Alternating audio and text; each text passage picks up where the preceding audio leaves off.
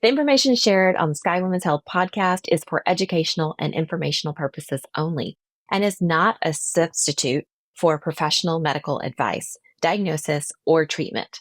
Always seek the advice of your physician or other qualified health provider with any questions you may have regarding your medical condition. Never disregard professional medical advice or delay in seeking it because of something you heard on this podcast. Reliance on any information provided by Sky Women's Health, Dr. Carolyn Moyers, or any guests featured on the podcast is solely at your own risk.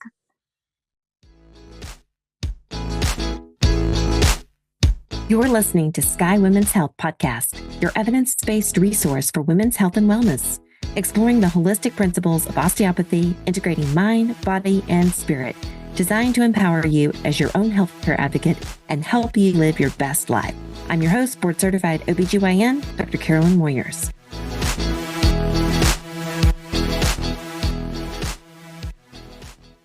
Welcome, Sky community. Welcome back to another episode of Sky Women's Health Podcast. I have with me today a nurse, a founder, and a force of humor and heart. Terri Crawford Brown.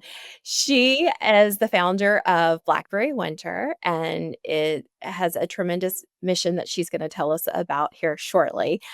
I'm so excited to invite you to this bigger conversation of how caring for others can be deeply healing and meaningful, especially in midlife. And I think you're going to really enjoy this because Terri is funny. She is an excellent nurse. I serve a rural community once a month, and this is how she and I met because she comes in and does some travel nursing, and she's just a fantastic labor and delivery nurse. And I always know I can trust whenever Terri is working. Welcome, Terri. Thank you. Thank you. I'm so glad you invited me to come. I think that God and the universe just lined us up together that we could meet each other and be here together and share both of our missions in helping women and helping others by using our voice and our platforms for that. Yes, absolutely. So before we get going, because you have such a large social platform, can you please tell people what your handle is and we'll tell them our joke around this? Well, I got started on TikTok, didn't mean to. I told a story and it went viral, and then I told another story and it went viral. So I'm Scholar from the Holler on TikTok. But Yes. yes, but on Facebook, I am Terri Crawford Brown. And I have Instagram and YouTube also, but my two biggest platforms is Scholar from the Holler on TikTok and Terri Crawford Brown on Facebook. Yeah. Excellent. So, Yes. yeah. Do you want me to tell them what you said to me? Yes. I thought I told her about my TikTok, and later she said, I couldn't find Squalor from the Holler. I said it wasn't Squalor, it's Scholar. But I was proud of her for getting the holler right. You got the holler right. So I was super proud of that. You know, that's the important part. I'm gonna have to get those lined up. Like I need the same name on both. I'm winging this whole social media thing. So well, we'll you're see. obviously resonating with people, so that's amazing. Thank you. Well, so you spent your career caring for families as a labor and delivery nurse.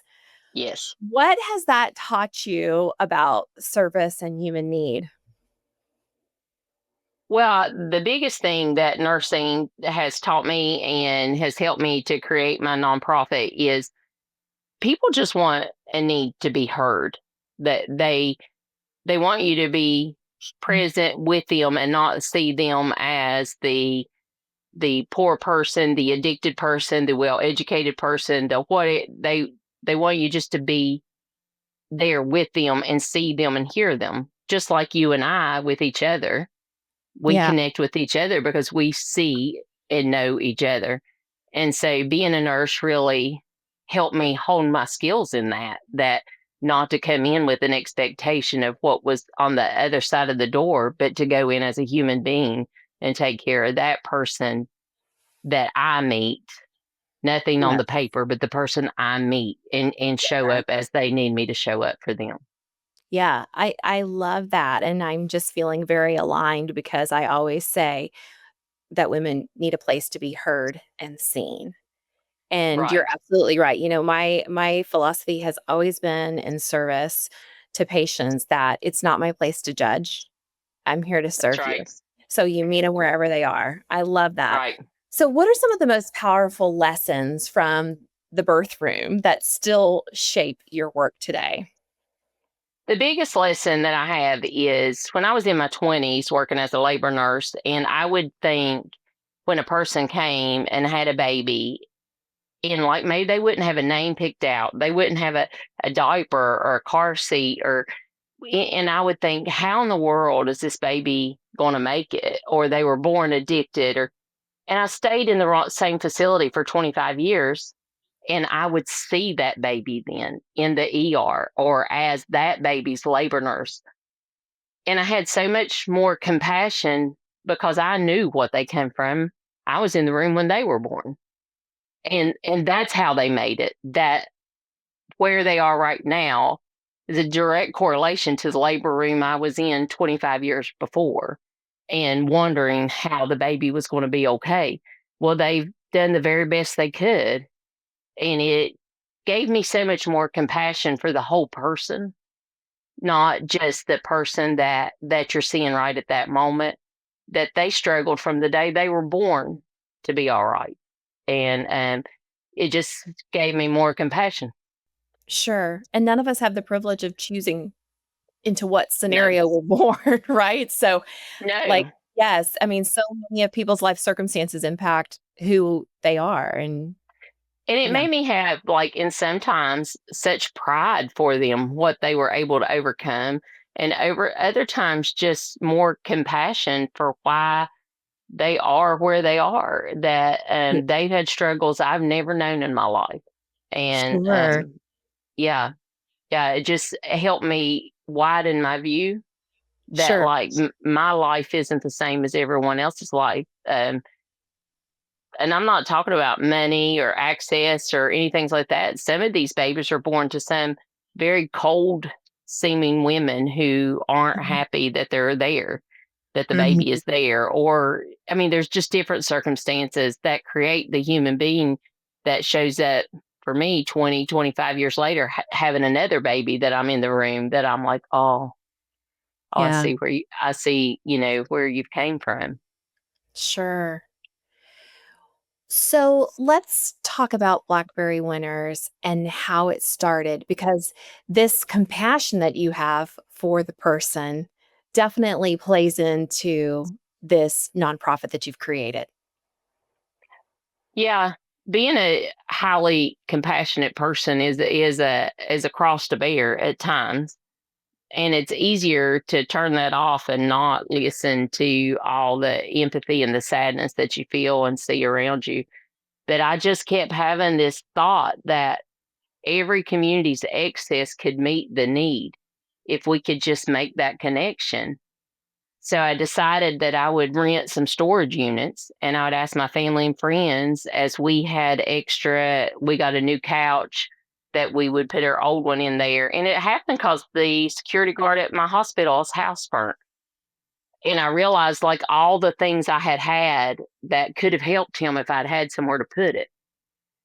And so I started doing that in 2018, and we've now furnished 790 homes in 8 years, or 7 years. It was 7 years in June, and given over 2,700 beds in Central and Southern Appalachia. So it's something much bigger than me. It, the idea was mine, and I went forward with it, but it's a whole community that supports and grows Blackberry Winter. That is amazing. I know it Over blows my mind. 7 That's amazing, and all from this Yeah. little nudge. I wish that Yes. people would listen to that little inner voice more often. Yes. I feel like We it's are. God speaking through you, just go for it. I tell so many people that whatever that thought is, whatever that is yours. That's your purpose. If the trash on the side of the road bothers you, you're supposed to be picking it up. If Mhm, if mhm. you're a hairdresser and you keep thinking, I wish I could provide for you fix hair for people in a shelter or in a jail, or that's yours. Uh-huh. That is God telling you what your purpose in life is. And when you follow that little voice, it just flows like a river. You don't even have to try real hard. People think I work myself to death on Blackberry Winter, but I really don't. And I mean, I do the effort and I do what I can, but it's because I'm in line with what I'm supposed to be doing. So Yes. it all just works out. Yeah, Yeah, and well, and I think you have mastered the storytelling. You're very good at telling stories, and you do that on social media regularly, and it just really resonates with people, and then they feel connected to your mission. So tell us about this, children sleeping on the floor, like, you have this big compassion about correct. Yes. providing beds to children. Well, I thought when I started Blackberry Winter that my purpose was to furnish homes. And it is, and we do that well. But when I first started, there was a lady who came out of the domestic violence shelter, and she worked at two fast food restaurants. And when I went into her home, there wasn't a blanket, there wasn't a pillow, there wasn't a spoon, and she had two little girls. And I just thought, how long will she work before these babies will have a bed? Would Mhm, they ever have a bed? Would she ever be able to earn enough to buy them youngins a bed? mhm. And the truth is, probably not.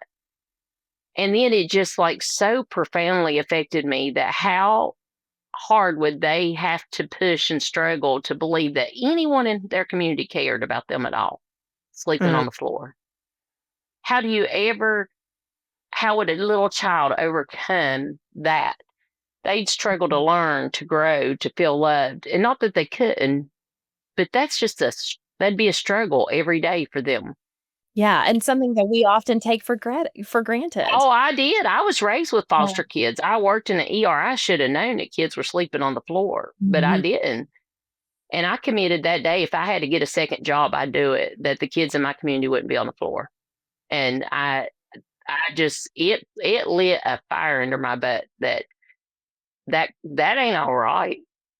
Anyone who thinks that is all right is wrong. And then that become my biggest mission is if a child in my community needed a bed, then I it wouldn't matter what it took, I would get it. And we have provided every bed that has been requested from Blackberry Winter. We have given over 2,700 kids beds. Wow, And and I understand yeah, that the schools reach out to you when they have a new family oh, coming in who are struggling. yes, we're connected with Child Protective Services. We with uh, communities in schools. All the programs know if they have a child that doesn't have a bed, Blackberry Winter will provide it. And sometimes I don't know how we're going to provide it, but we always do because we buy new beds for the children, and we give every bed. Every child gets two pillows, just the same as me and your kid has, and they get a new set of sheets and a new blanket. And then I take used donations, so I also give them a used set of sheets and a used blanket, so they have what they need, just the same Sure, exact thing that my children have that I provide to those kids. I think sure. that's how you love someone is you love them just like you love your child, and you want them to have what your child has. And different people's told me, you ain't gonna be able to provide it, Terry. There's not gonna be enough. That's not been true. We've provided it every time, and we'll keep providing it. That's beautiful. So what does the Yeah. name mean? What does Blackberry Winter mean?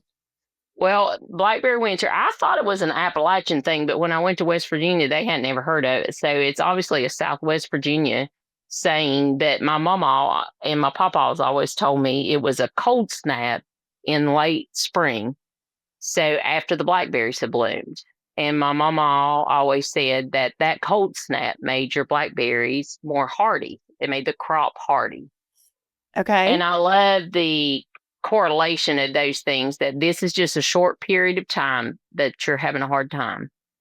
And at the end of this, not that hard times are there to make you better, but you will come out on the other side better and you'll turn around and help other people.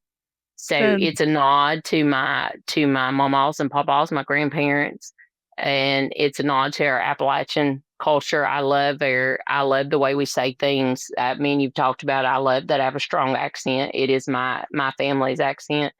And I also love the correlation of the meaning of a cold snap right now. And it's short lived. And when you come to the other side of it, that things will be better for you. Sure. Yeah, it's almost a nod to paying it forward, to knowing that this is, as my grandmother would always say, "This too shall pass."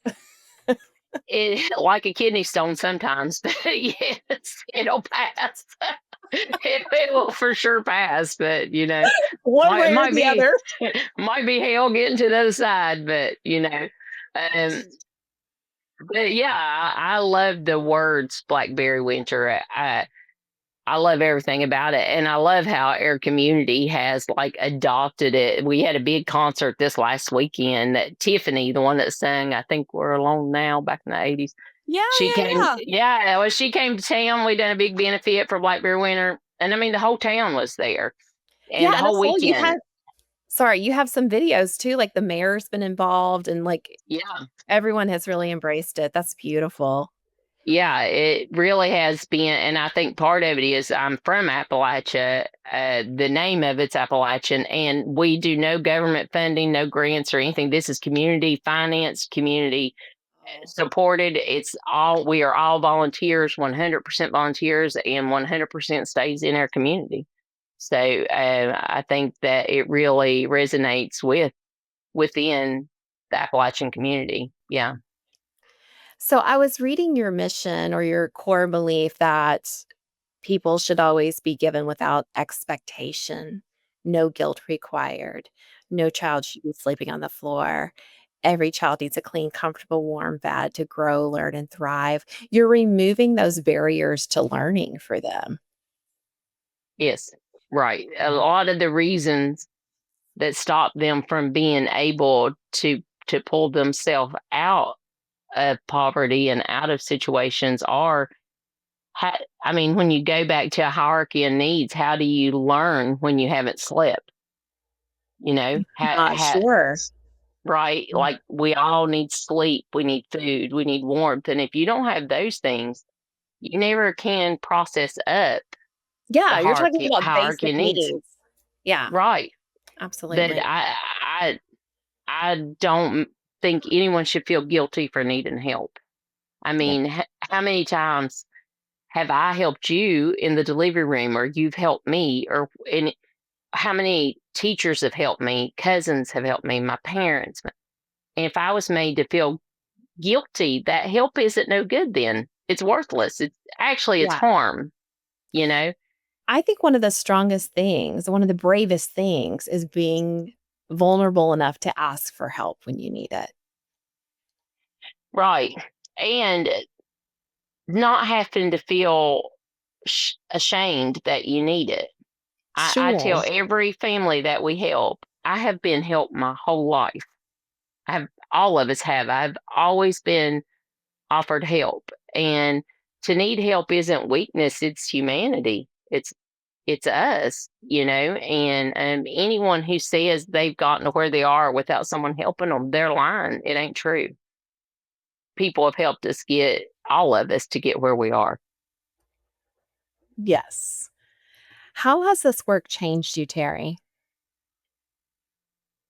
It's renewed my faith in people, in humanity. Uh, it's real easy now with such access to information to say that people don't care about each other, that we are very divided, that the the gap between people has grown and grown, and I don't see that. I don't see that. I see that my community cares a lot that the kids are on the floor, and I see them bringing their furniture to our buildings, donating money. I worked in Maryland for 9 months, and I got an email before I got on there with you where we gathered things for 100 shampoo, conditioner, personal care items for your families. They're they're 6 hours away from me, and they care about the people in my community. You're Yeah. talking to me now. You care about them. Um, I I think people care a lot more than they then you realize that they care. When I look around, like all the people who've never harmed me, one, and then the number of people who have helped me help others outnumbers the bad in the world 10,000 to 1.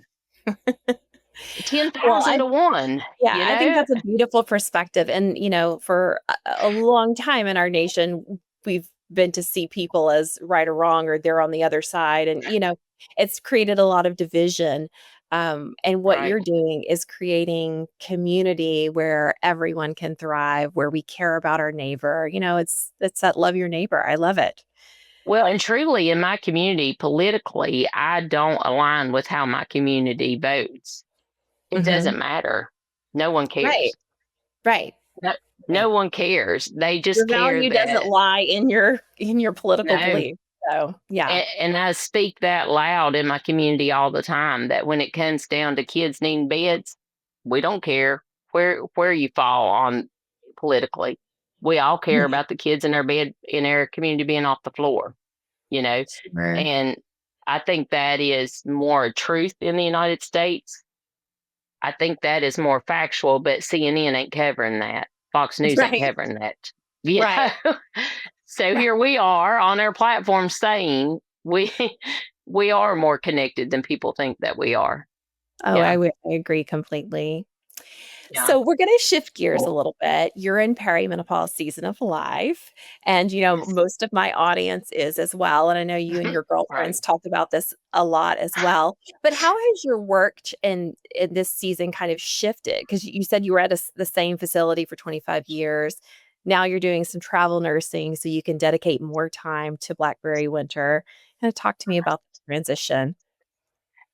Well, my whole life has been raising kids and working, and actually my work trying to work my work around what my children needed and my family needed. And then after my kids were raised, I wanted to focus on me and hiking and going to concerts and, doing all these things. And I do all those things and I love them and enjoy them. But still, my heart is in taking care of others. So even in perimenopause and in menopause, we don't change. Who we are is the same. You still care a lot. Sometimes you don't have the tolerance for bullcrap that you had earlier in your Yeah, life. yeah. And you get tired faster. But I swear I care deeper than what I did in my 20s. Like I see it on a deeper level and I see my ability to impact and make a difference to people so much clearer than what I could earlier. But like I've told you, I got to do the things to keep my energy level and my health where I can make those positive impacts and still CrossFit and hike and go to concerts and um, Travel uh, abroad. travel broadly. The world's big. I got a lot to see, and yeah. So it's a shift, but not a complete shift. I mean, I think in your 20s and 30s, you don't realize that in your 50s and 60s, you're the same exact person. You just You just have to do the things that you have to prioritize your health higher than what you did, when you were younger. Sure, right, because as we make this transition and our hormones start to shift, things start to change. We see more insulin resistance, more weight gain, more cardiovascular disease, etc. So, yeah, it's even more important to really attune to those. And I think that so often women ignore them, their symptoms, or ignore what's going on with their body so often because they're so focused on the family and or work, and there's not as much room for them just to even have a moment to breathe. Exactly. So Yeah. And the difference I can see at 50 is if I don't do it, I will stop. My body will stop me now. But in my 30s, I could push through and not eat healthy, not now if I don't prioritize it, I it stops me, you know. So right. there is a It's not difference. there's Yeah. yeah, yeah, you can't just push through the things you once did in your 20s and 30s. Just Right. body doesn't tolerate it anymore. No. No, it will Yeah, tell me no now. yeah. Yeah. Yeah, for So many sure. women at this age start feeling an urge to do something more. What would you say to someone who's feeling that way but just doesn't know where to start? And I think that you kind of spoke to this, but I don't know if you have any words of wisdom. That don't think that you're too old for anything. I, I you're not too old for anything. I feel like I'm just getting started. I just traveled outside of the United States 3 years ago, and I have plans to I want to see every country. I want to do the things that keeps me strong and healthy so that I can serve my community, so I can be a nurse to the laboring patients. But don't let age define you. We do have more struggles. I've had back surgery. I have all the things that people struggle with at 51. But age doesn't define you. You define you. You decide what you're going to do, and use this time of your life. I mean, for me, when I'm trying to make decisions of what I'm going to do next, now it profoundly affects my decisions of who do I want to be? How do I want to be remembered? What do I want to Your be legacy. remembered as? Yeah. Yeah. What if I had decided I'm done. I've raised my kids and I'm just going to sit down and be done. 2,700 kids in my community don't have beds. Then Yeah. like You're you just you're looking at decided, legacy and right? leadership. And, like, you were telling me that your sons were like, "Mom, how is this that you're like a TikTok star?" Like, what in the world's happening? It's more like, Mom, you're on TikTok. Like, nothing is They're like, impossible. If you feel the urge to do more, do it. Start somewhere. and it goes back to what speaks to you. I love TikTok. I will laugh so hard at TikTok. And I don't watch TV. I don't like any of that, but I swear them dogs on there sometimes I get so cracked up at it and just laugh out loud. And of course then because I love it, I'm going to know how to resonate on it.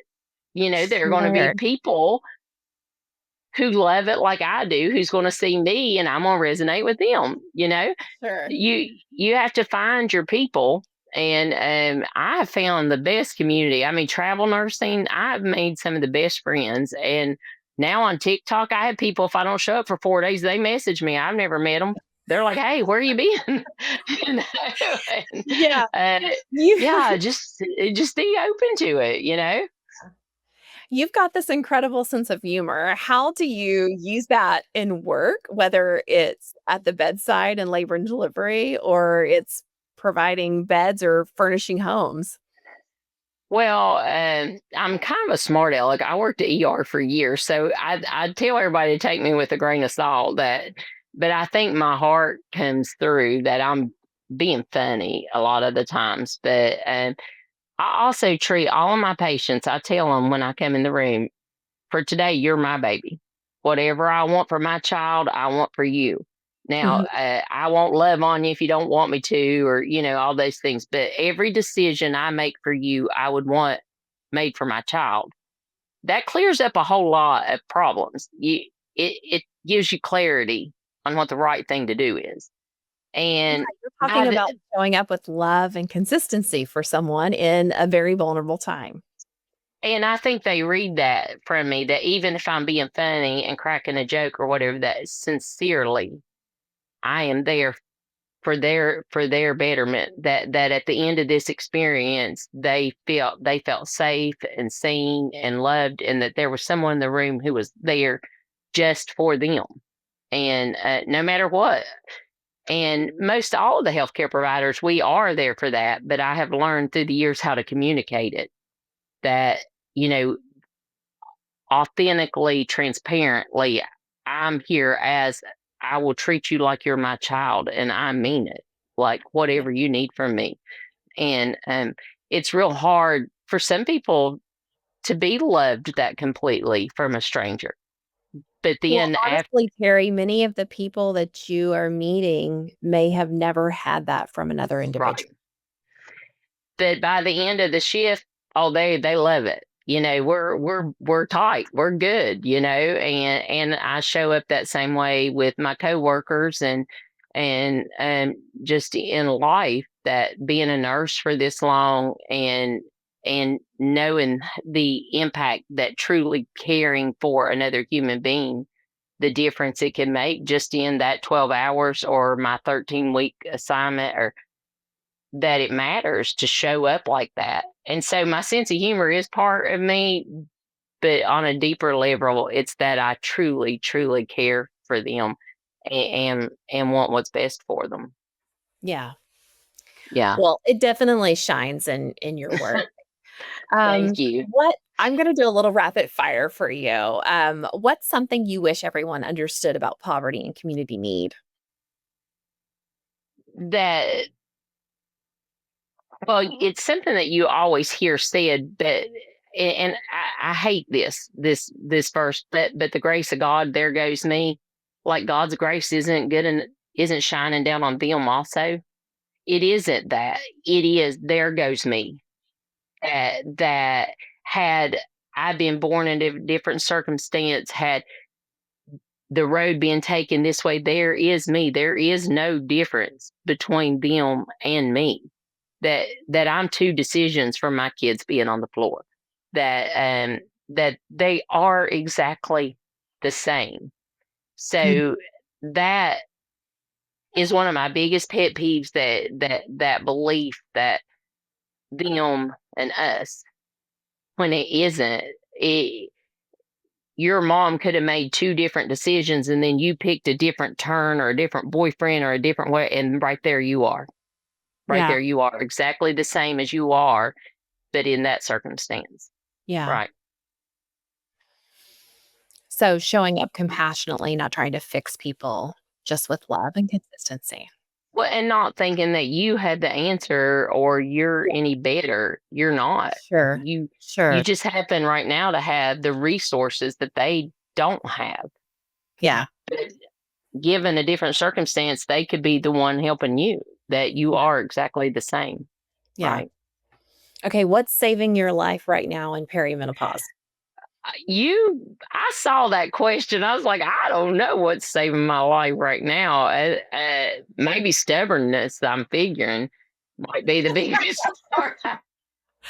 Well, so okay, you told me that you and your girlfriends have these conversations about perimenopause and menopause all the time, that Yeah. you're not having many symptoms, but what No, I hear you saying is that you're setting boundaries, that you're protecting your time and your well-being. you're So right. I maybe do. that's what's saving you. I think being able to listen to myself better, like when I hear that little voice that says no, it means no, and making decisions like you can't just drink all day and party all night and do it, you're not going to be all right, like eating healthy food, going to bed and sleeping, doing the things that you know to do, um does keep me going and sane. And I take breaks from work. Like right now, I'm on a 6-week break from Blackberry Winter and work, Ooh, to that's amazing reset that my. you have the processes in place for Blackberry Winter to run when you're not there. That's awesome. Well, I say that it's kind of a lie because I'm talking to you and we done that weekend a couple weekends ago, but I'm not physically, it's not a lie, but it's not complete truth. I'm physically not doing work right now Yes, but because, you have a team that makes things yes, happen regardless. yes, Mhm. because I just felt myself being exhausted. I was exhausted and my compassion was waning. My like Sure. emails were aggravating me. And I just said, I call that it's compassion fatigue when you're just too yes, tired to get to care yes. about anyone else anymore because you just can't. And my mom said to me, and she's so smart, she said, if you stop, who's going to furnish the next 790 homes? Like, if you don't take care of you, this ends. And, Yeah, fair point. and, and so like using her wisdom and saying like, it is caring for my community to step back and take a break and get myself Sure, back to full force Terry, sure. and Speaking of yeah. which, thank you for joining us from the beach today. I know you're on family vacation. You're welcome. I'm glad you mentioned it. I mean, I don't always look like this. I came in You're for the beach and perfect. pulled my hair back, and You're perfect. well, Thank it you. is what it is, and it's. I don't think they're here for my looks anyway. So. What's your favorite Southern saying? Oh, I love this. Well, am I allowed to cuss? I don't know. Yeah. I, I, I love useless as tits on a boar hog. Uh, Wait, what? You're gonna have to say that again. well, if you're talking about, usually it's a man that ain't doing much, but useless as tits on a boar hog. Oh, You okay. know, pretty useless. Or I love this one. I'd rather play checkers on a leopard's ass. That's a good one. Nail it, or he's like nailing jello to a tree. You know, you can't do it. And my mama would always tell me that I didn't have the sense of God give a goose. So I say that one sometimes. I didn't know that I started traveling as a travel nurse that I say these things all the time. Then everybody's like, "What are you saying?" Yeah, So what do you now mean exactly? I have a lot of them. I just didn't know I said them all the time. And when I go anywhere to travel, people are like, "I have no idea what you're saying." Yeah. Who is this woman and where did she come from? Yeah, like when I was in Wisconsin, it was a hoot. They really got a kick out of it. But I bet. Well, tell yeah. listeners how they can support or donate to Blackberry Winter. Yes, absolutely.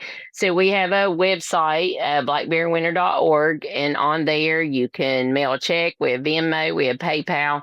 That's the biggest thing is buying the beds for children and buying the pillows. The furniture is donated. And then on Facebook, I have a Blackberry Winter page, and people follow that, see what's going on in Appalachia, see who we're helping and ways to help Blackberry Winter. And my personal one is Terri Crawford Brown. But really, financial donations is very needed. Also, pray for us. Keep us in your prayers that Mhm. we're able just to keep meeting the needs, because we keep getting flooded. Hurricane Helene just really devastated my community, and then we've had two floods since then. So that there's a lot of need, but there's also a lot of people who are willing to help, but we need the money to buy the beds that people are needing. So that would be wonderful if people could provide that support to me and to Blackberry Winter. I think it's also an invitation, Terry, to look around your own community for those Exactly. small ways to serve, right? I Yes. think that you're a great example of that, of just grassroots action as a form of activism for I mean, it's you're providing basic needs, but, also as healthcare workers, we're looking at it's health equity as well. It absolutely is health equity. And I still run Blackberry Winter out of storage units. We have 15 storage units for the reason of, if anyone listening hears, we furnished the first 30 homes out of 2 storage units, with my No. my friends and family, and just deciding to do something, that instead of donating your couch to a organization that someone's struggling will have to go pay $40 for it, put it in a building and give it to them. It didn't take. I'm not talking about neuroscience here. It's pretty simple. That I firmly believe each community's excess meets their need. If Mm, the if in your community you set up an avenue for the excess to be stored and then given to the need, it mhm. always will equal. It's the yin and yang of thing, and I'm a firm believer in that. So in your community, you could do this. I mean, it isn't real hard to do. It's just the desire and to start. Yeah. Well, Yeah. you are a shining light for women navigating change, identity, and their role in community. I'm so proud of the work that you're doing and just Thank love you. to share your story and your accent and your humor with Thank my you. community. I remember when I came back to where we worked at together, I was talking to someone in the background and I could hear you on the phone and you said, is that Terri I hear? And I was like, I'm back. I'm back. Yeah, Yeah. very Uh, distinctive voice. I knew it was you. yes.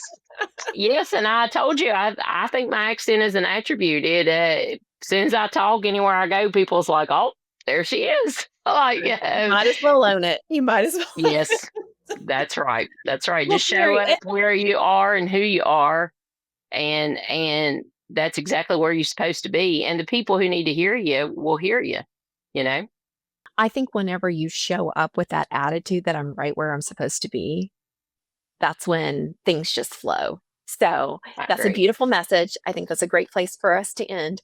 Thank you so much for joining me today. It's been an Thank absolute you. pleasure. Thank you. I so appreciate you, and I'm so glad that our paths crossed, and that I have you as a friend now. Oh, absolutely. Yes, I'm Hey, grateful for it. Thank you. thanks for being here. Until next week, be well.